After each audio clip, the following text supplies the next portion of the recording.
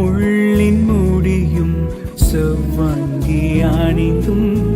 கால் கரங்கள் ஆணிகள் பாய்ந்தும் முள்ளின் முடியும் செவ்வங்கி அணிந்தும் கால் கரங்கள் ஆணிகள் பாய்ந்தும் குருதி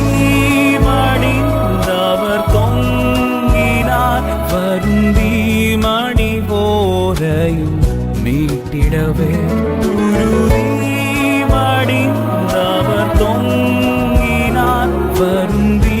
மணி போரையும் மீட்டிடவே அந்தோ கல்வாரியில் அருமை